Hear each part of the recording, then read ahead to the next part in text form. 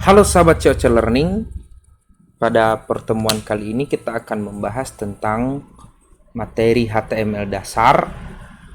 Ya, pada pertemuan sebelumnya saya sudah membahas apa-apa saja yang teman-teman harus kuasai ketika ingin menjadi seorang programmer web ya. Jadi sebagai pengingat saja, dua hal itu yang harus Anda pahami adalah HTML, CSS, dan JavaScript. Lalu yang kedua adalah SQL dan PHP. Nah, jadi kita sekarang masuk di materi pertamanya yaitu tentang HTML. Oke teman-teman, di materi HTML ini ada 13 nanti materi yang akan saya sampaikan ya, yang merupakan kemampuan dasar yang teman-teman harus pahami sebagai langkah yang baik awal untuk menjadi seorang web programmer.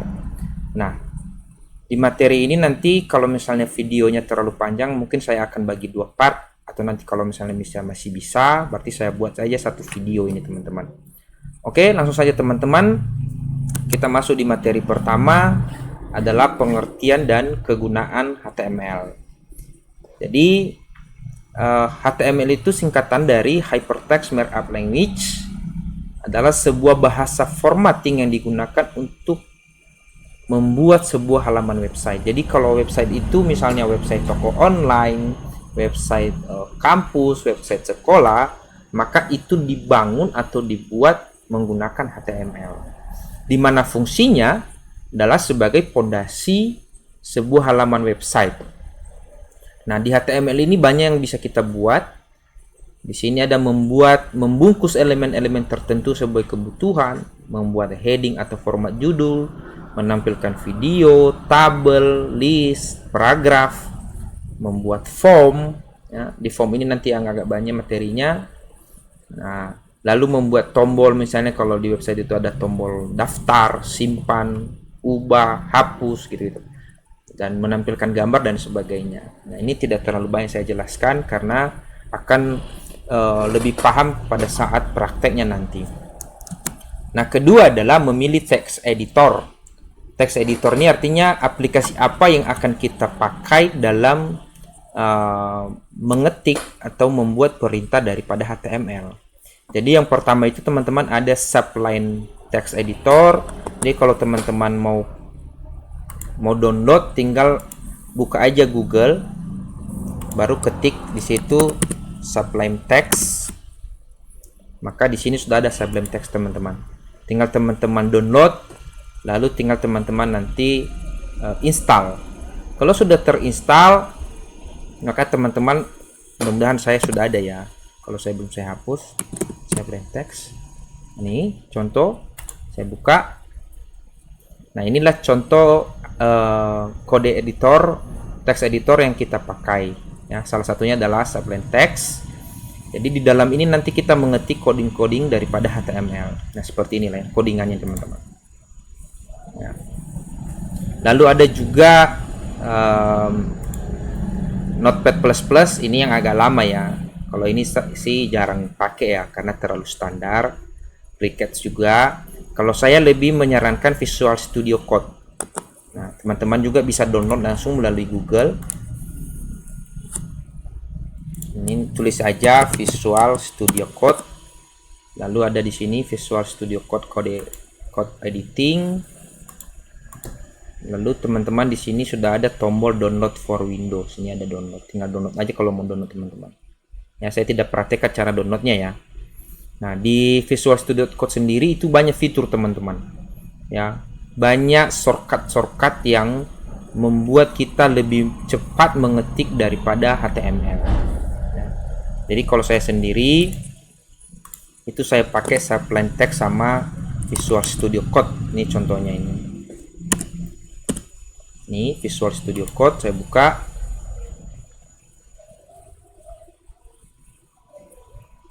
Nah, teman-teman mau milih yang mana itu terserah ya, mana aja. Kalau saya sih pakai yang dua itu aja tadi. Nah, ini. Jadi kita mengetik di dalam HTML ini sebagai inilah yang kita pakai untuk membuat atau mengetik teks-teks daripada HTML. ya, codingan HTML. Jadi nampak ini teman-teman, dia warnanya beda sendiri. Nah ini. Oke. Kalau ada kekurangan di sini, misalnya ada masalah dalam penginstalan, silahkan dikomentari di kolom deskripsi ya, biar saya buat videonya. Lalu seterusnya, mengenal tag, elemen, dan atribut HTML. Ya. Penjelasannya, tag merupakan kode yang digunakan untuk memperkenalkan pada web browser untuk apa teks HTML yang ditulis.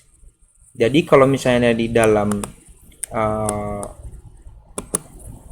HTML itu sendiri ada tag. Jadi misalnya untuk menampilkan contoh, saya belajar HTML contoh seperti ini. Saya ketik di sini, saya belajar HTML. Maka misalnya kita mau, saya belajar HTML ini kita perkenalkan di web browser, maka banyak tag-tag yang kita gunakan. Ya, sebagai contoh misalnya saya buat menjadi huruf tebal, maka saya perkenalkan dia dengan tag B. Ini bold artinya. Berarti saya buat saya ingin belajar HTML. Ketika nanti saya buka di web browser, maka saya ingin belajar HTML ini menjadi huruf tebal. Nah, banyak tag-tag di bawah ini teman-teman. Misalnya ini, yang pertama ini digunakan untuk memberi sebuah komentar atau keterangan. Nah, nanti saya akan bahas tuntas. Tapi sebelum itu dulu teman-teman, saya akan menjelaskan sintaks dasar daripada HTML. Jadi silakan teman-teman kalau mau belajar HTML ini silakan dulu install dulu kode editornya, teks editornya, lalu sama-sama kita membuat, misalnya kita buat saya sarankan buat sebuah folder. Caranya open folder. Kalau dia pakai Visual Studio Code ya, buat aja satu folder misalnya di desktop. Misalnya foldernya latihan HTML. Jadi semua nanti file-file latihan ini kita simpan di sini. Kalau sudah, lalu select folder. Nah, nanti di sini kita membuat semua file kita di dalam folder latihan HTML ini. Jadi kalau kita mau melihat di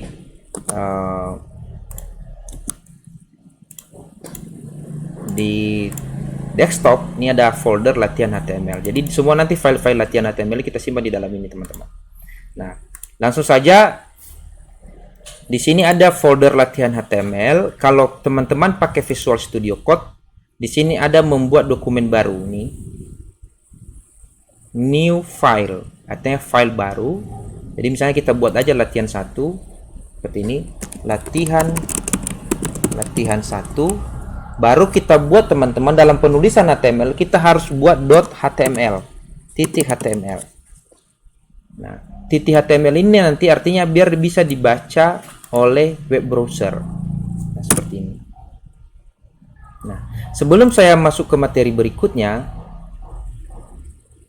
saya akan menjelaskan dulu tentang konsep dasar atau sintaks dasar dari HTML. Kalau dia di Visual Studio Code teman-teman tinggal pilih shift sama tanda seru seperti ini, baru tekan tab, maka sintaks dasar dari HTML itu akan keluar.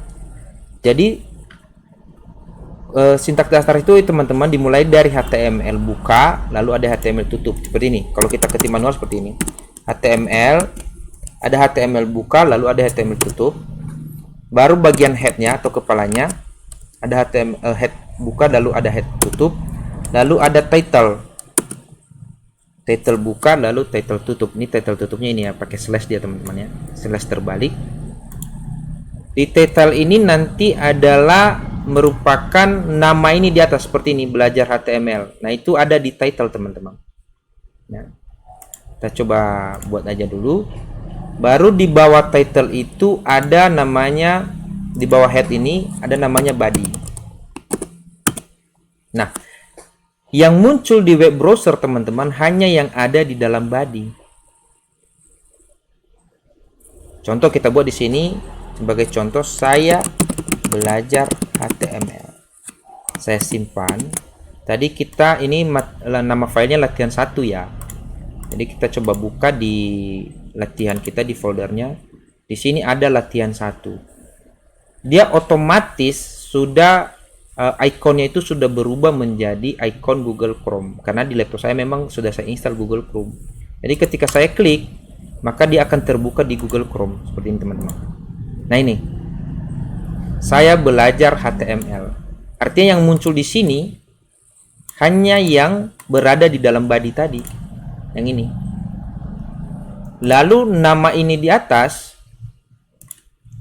nih nama yang tulisan dokumen itu adalah merupakan title.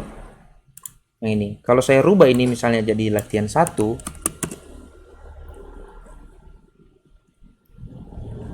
ini latihan 1, maka berubah yang di atas juga menjadi latihan 1 teman-teman, perhatikan. Nah ini titlenya, itu fungsi title. Nah, hanya yang berada di dalam text body ini saya hapus yang di bawah ya, karena sudah ada di atas. Yang muncul di web browser, artinya semua isi website kita nanti berada di dalam text di dalam body. Nah, itu sebagai pengetahuan dasar dulu teman-teman. Nah, jadi berkaitan dengan itu, di sini tadi kan ada tag HTML. Jadi misalnya di sini contoh kita membuat B ya, bold tag B, maka itu kita buat untuk membuat huruf tebal. Jadi misalnya saya belajar HTML ini, saya cut dulu, saya cut, lalu saya buat tag B-nya. Ini sudah otomatis, kalau di Visual Studio Code udah otomatis teman-teman. Kalau di yang lain masih tulis manual, kalau yang lain itu masih manual seperti ini. B, baru buka, ditutup lagi B-nya seperti ini. Nah, baru di dalamnya saya pastikan tulisan tadi. Nah, nanti saya belajar HTML ini akan berubah jadi huruf tebal. Nah, itu maksudnya tag HTML teman-teman. Jadi kita coba refresh. Nah, ini sudah jadi tebal. Sebagai pembeda aja, kita coba tulis di bawah, saya belajar HTML. Nah, ini dia biasa aja. Nah, kenapa ini tidak turun? Ini kan satu baris. Nah, di sini tidak kenal ya. Di sini mau 2 baris, mau di atas ini dia nggak kenal itu ya teman-teman. Karena dia punya sintaks lagi. Jadi tagnya misalnya kalau kita buat BR atau Britland baris baru, maka nanti di tampilannya dia akan turun ke bawah. Banyak tag-tag di sini, misalnya P dia merupakan paragraf, H1 itu heading 1. Lalu di sini nanti misalnya di sini ada body mendefinisikan isi dokumen HTML, head mendefinisikan bagian kepala, title mendefinisikan judul, yang ini tadi. Ini judulnya di atas. Lalu div itu mendefinisikan halaman, link, table, membuat tabelnya nanti, dan sebagainya. Ini saya tidak jelaskan satu-satu karena kita nanti akan saya tuntaskan di materi berikutnya. Oke teman-teman, itu dulu paling dasar ya. Kalau teman-teman mau latihan mulai dari awal sekali, maka buat seperti yang saya buat ini. Nah, oke, selanjutnya teman-teman, materi kita selanjutnya adalah heading. Heading pada HTML. Heading artinya judul. Membuat heading pada HTML itu ada namanya H1 sampai H6. Jadi H1 itu tulisannya jauh lebih besar, H2 makin kecil sampai dia heading 6 paling kecil. Nah, caranya kalau kita misalnya membuat di sini, saya hapus dulu ya, saya copy aja dulu, saya cut. Terus saya buat di sini H1, baru saya buat di dalamnya saya belajar HTML.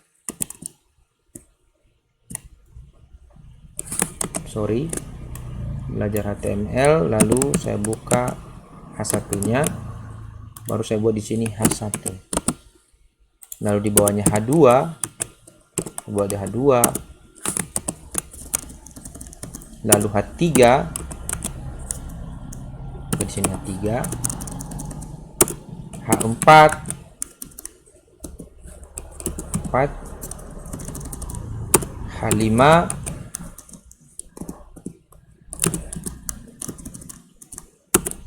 H6. Kita save, caranya file, save, baru kita refresh ini, refresh, maka dia seperti ini. Nah, inilah H1, inilah ukuran heading satunya. H2, H3, H4 sampai H6. Artinya kalau nanti teman-teman butuh dalam website yang butuh headingnya yang ukurannya H1, maka gunakanlah tag HTML H1. Nah, ini masih dasar-dasar sekali teman-teman materinya. Nah, ini tentang heading ya teman-teman. Jadi nanti ingat-ingat ini kalau mau misalnya membuat website, misalnya seperti ini. Nah, ini kan besar tulisannya ini, maka ini kemungkinan H1 gitu. Nah, seperti itu. Oke, kita lanjut ke materi berikutnya. Format teks pada HTML. Nah, seperti saya bilang tadi, ada format teks pada HTML. Jadi misalnya teks B itu format teks tebal, I itu miring, U itu underline atau garis bawah, small itu format teks kecil, dan strong itu format teks besar.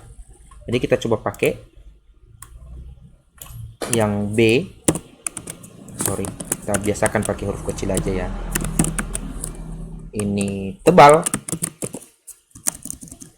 kita kasih BR ya teman-teman. BR itu biar dia turun ke bawah. Baru I itu miring, lalu U itu garis bawah,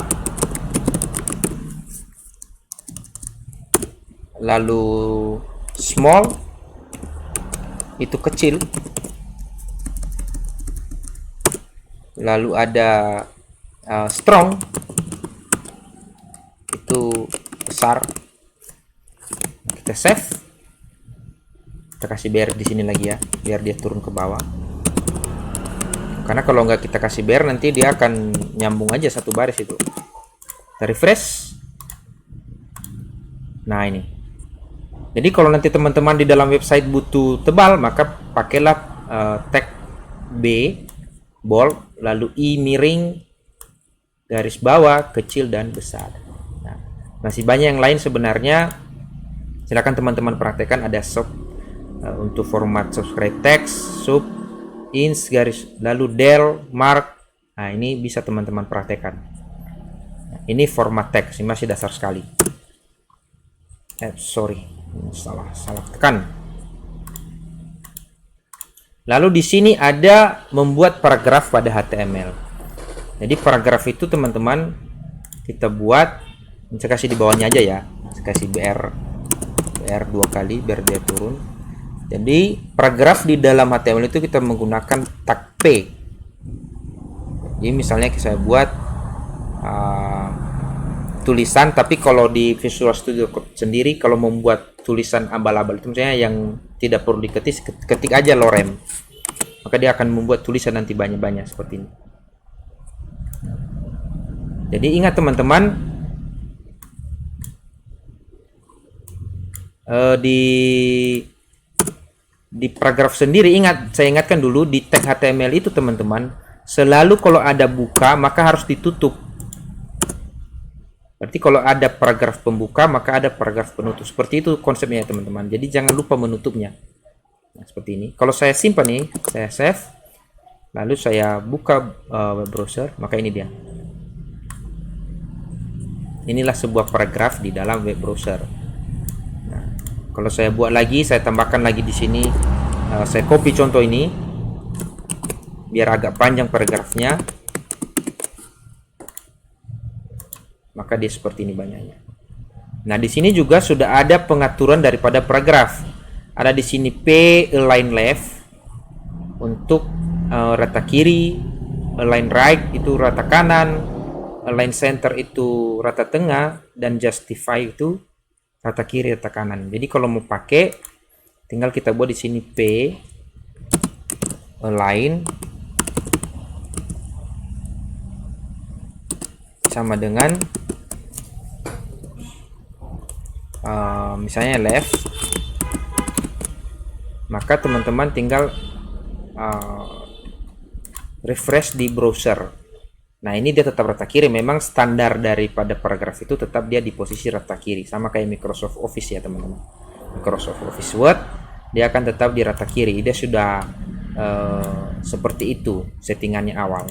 Jadi kalau kita mau berubah dia di rata kanan, berarti buat aja di sini right.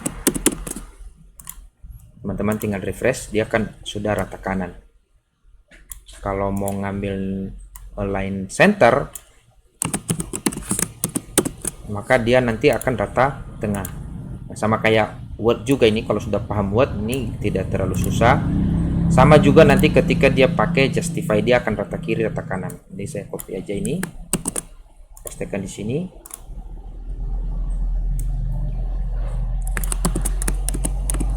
Jadi kalau mau ada yang salah ini.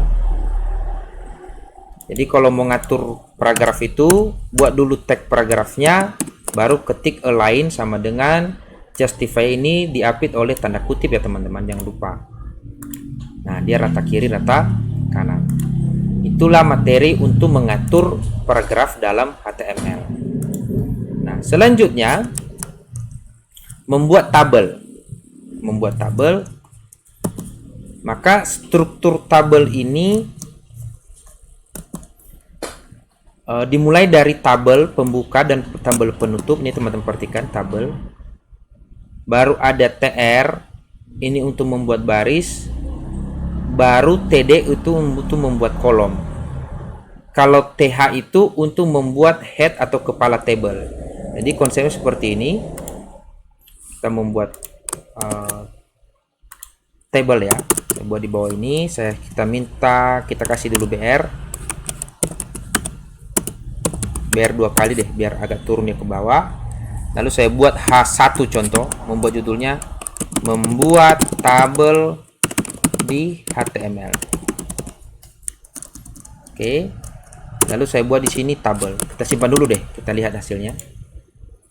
Nah, ini membuat tabel di HTML. Kenapa ini jadi besar? Karena dia tadi teman-teman menjadi menjadi H1. Dia heading 1 karena kita sudah kasih tag H1 di sini. Sama juga kalau misalnya kita mau membuat misalnya tulisan ini, yang ini kita cut, kita kasih misalnya tulisan B di sini, maka khusus yang tulisan ini nanti akan menjadi huruf tebal. Nah, ini teman-teman. Demi mengingatkan materi tadi teman-teman ya. Kalau misalnya di sini mau membuat kita cut ini, misalnya kita mau membuat I, kita refresh, maka yang khusus ini nanti akan menjadi miring. Atau misalnya mau membuat juga tebal miring, berarti tag B dulu, baru tag I nya di dalam. Maka kita tinggal refresh. Nah, seperti ini. Ini mengingatkan materi yang di atas tadi ya teman-teman. Nah, sekarang kita fokus di materi tabel. Jadi konsep dasar tabel itu ini teman-teman. Kita buat dulu tabelnya. Tabel ini kan sudah ada langsung tabel pembuka dan penutupnya. Lalu ada namanya T-head. T-head itu adalah judul daripada tabel. Nah, jadi sama kayak tabel ini sama saya. Nih, saya contohnya tabel, mana tabel? Nah, ini. Jadi input ini yang warna hijau ini merupakan T-head tabelnya. Ya, seperti ini. Jadi di dalam HTML juga membuat tabelnya seperti ini. T-head ini judulnya, kita enter, baru kita buat TR. TR itu tadi dia untuk membuat baris. Jadi kita buat baris pertamanya dulu, baru di dalamnya kita buat kolom. Baru TR, setelah itu baru TD. TD itu misalnya kolom 1. Baru TD kedua itu adalah misalnya nama. TD ketiga itu misalnya alamat. Berarti ini nanti judulnya. Kita refresh. Nah, ini sudah ada judulnya. 1, nama dan alamat. Cuma di sini belum nampak garisnya teman-teman. Walaupun kita sudah buat format tabel, tapi garisnya belum ada, garis tabelnya. Jadi kalau mau menambahkan tabel di sini, dibuat di dalam tabel ini kita buat border sama dengan 1. Artinya nilai daripada bordernya itu 1. Kita refresh, maka sudah dibuatnya tabel. Ini judulnya nih. Sorry, ini bukan 1 harusnya, ini nomor. Nah, perhatikan ya. Ini kita buka tabel pembuka, lalu ada t-head. Ini merupakan judul, yang di dalam ini merupakan judulnya. tr itu membuatnya baris, lalu di dalamnya kolom. Lalu di bawah t-head itu kita buat t-body. T-body itu artinya isi daripada tabelnya. Baru kita buat lagi barisnya, tr-nya, baru td-nya. Nah, contohnya td pertama, contoh nomor 1. TD kedua itu, ini merupakan isi ini ya, ini 1 sejajar dengan ini. Nama misalnya Oswald, ya. Baru TD berikutnya itu adalah alamatnya misalnya Gunung Sitoli. Nah, saya refresh, maka sudah terciptalah isi ya. Kalau nomor, nama, alamat tadi itu merupakan t-head-nya atau judulnya yang ini.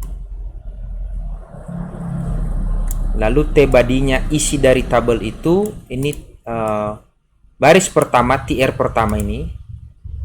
Itu baru ada kolom 1, baru ada kolom ini, kolom satunya.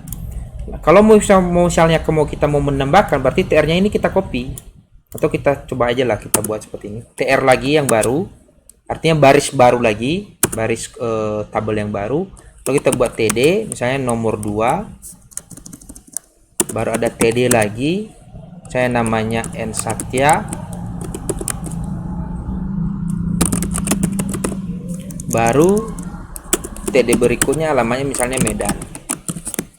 Kalau saya refresh, sorry, nah udah jadi.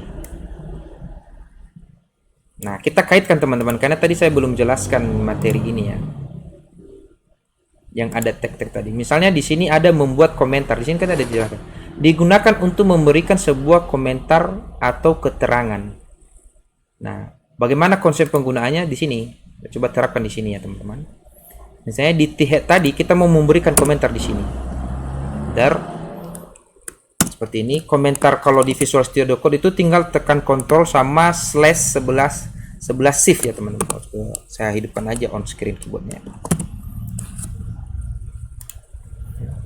Memberi komentar di Visual Studio Code itu tidak usah ketik manual lagi. Kalau tadi kan petunjuk di sini nih, buka kurung siku baru tanda seru, seperti ini kan lama sekali. Ini kalau di Visual Studio Code itu caranya tinggal tekan shift nih, baru ada tanda nih.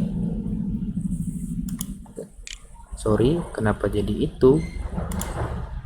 Ini. Jadi kalau di keyboard itu seperti itu aja, tinggal kontrol seperti ini, baru kasih komentarnya. Misalnya ini bagian judul tabel awal. Nah, seperti itu. Jadi nanti yang ini kan warnanya berubah ya, warna hijau ya. Jadi nanti ini nggak akan tercetak di web browser karena dia merupakan komentar. Kalau saya bilang ini penanda-penanda. Ini saya buat di sini di bawahnya. Ini bagian judul akhir. Nah, seperti itu. Kalau saya membuat website itu seperti ini, saya kasih penanda biar saya tidak bingung nanti mana yang mana. Jadi biasakan kasih penanda, teman-teman. Jadi kalau saya save ini, dia tidak akan mencetak apa-apa di web browser karena dia sebagai penanda. Oke, mudah-mudahan dipahami ya, teman-teman. Lalu misalnya di bawah ini saya kasih lagi penanda. Ini baris pertama dari isi tabel. Saya kasih di sini awal. Jadi saya buat di sini komentar lagi. Ini isi kedua dari isi tabel akhir. Artinya ini awalnya, ini yang awalnya, ini yang akhirnya. Jadi kalau kita mau membuat ini kan masih 2 tadi ya isinya. Kalau kita mau membuat 3, berarti copy aja TR-nya ini teman-teman. Bawah, tekan. Ini nomor 3. Saya namanya ini Jovan. Baru di sini alamatnya misalnya Jakarta. Maka nih, jadi isi tabel yang ketiga itu tercetak seperti ini. Jadi segampang itu aja sih sebenarnya untuk operasional tabel ya. Jadi ini materi-materi dasar ya. Oke, itu saja teman-teman. Kalau ada yang masih belum paham, silakan di komen di kolom komentar ya. Nah, selanjutnya kita membuat hyperlink. Hyperlink itu artinya link. Misalnya contoh seperti ini. Kita kasih di bawah ya. Kita kasih H2 hyperlink. Kita kasih di sini BR deh. Biar dia turun ke bawah. Kita save dulu, kita lihat hasilnya. Muncul di bawah ya teman-teman. Hyperlink, dia posisi ini H2. Lalu di bawahnya kita coba buat link, misalnya kunjungi Facebook saya, klik di sini. Nah, membuat link seperti ini, misalnya klik di sini ini, maka klik di sini ini kita cut. Caranya gampang sekali teman-teman. Kita tinggal buat. Di sini sudah jelaskan hyperlink yang sering dikenal dengan link, yaitu menghubungkan antara satu dokumen dengan dokumen yang lain pada HTML. Artinya ini saya dokumen 1, saya hubungkan dengan Facebook. Maka caranya hyperlink ditulis dengan menggunakan tag A ya, dan diikuti oleh atribut href. Ini formatnya ya, ini nggak bisa diganggu-gugat. Di mana di dalam href hypertext reference inilah yang akan diisi alamat yang dituju ketika teks atau gambar diklik. Begitu cara penulisannya seperti ini. Jadi kita coba buat, misalnya saya buat tag A, dia akan ngikut hrefnya. Saya kasih alamatnya. Misalnya alamat Facebook, contoh saya buka Facebook saya ya.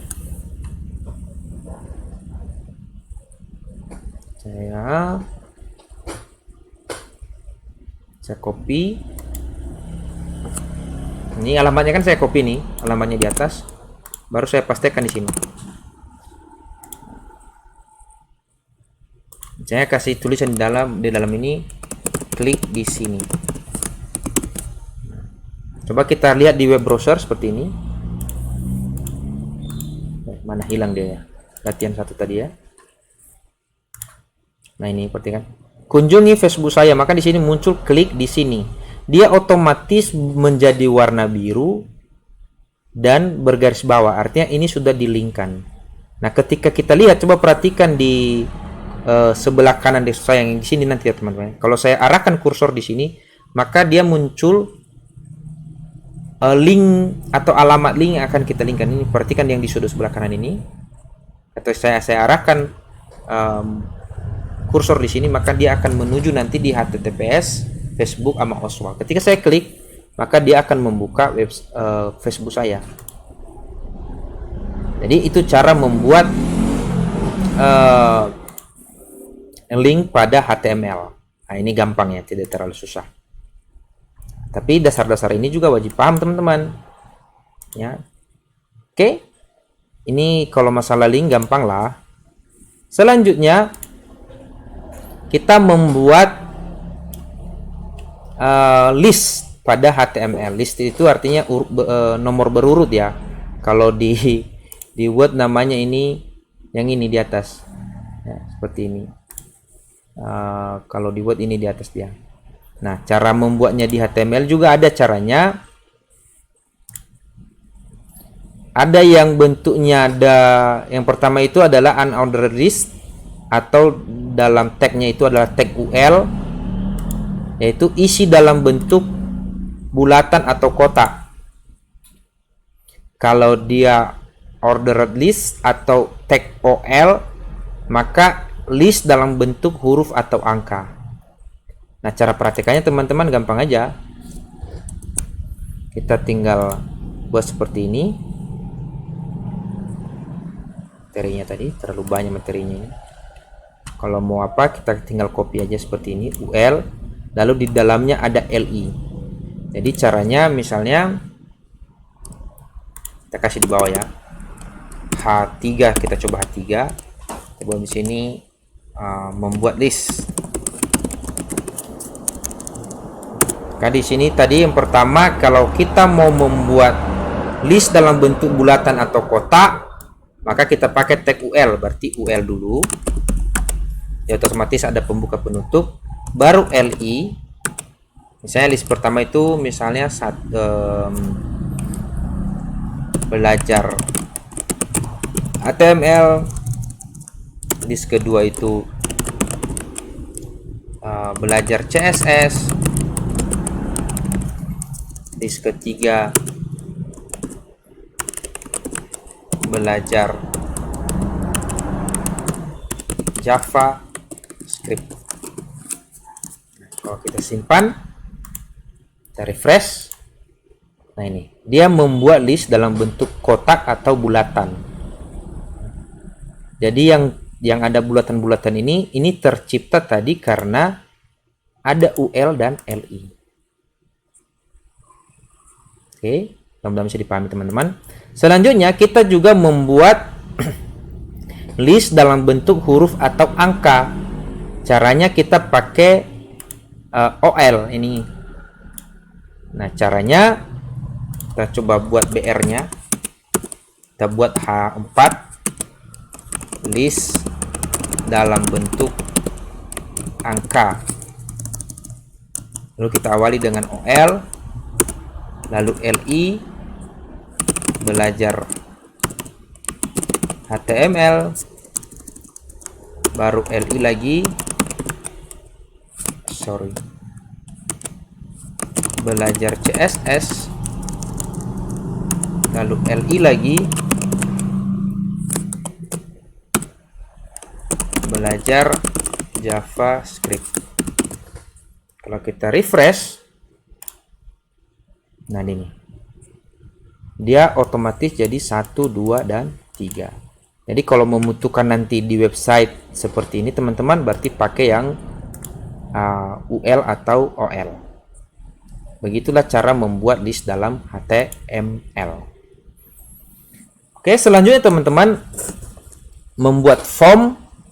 Nah, nanti di membuat form ini saya kasih di video selanjutnya karena ini agak panjang, takutnya terlalu lama nanti ketika saya ngupload.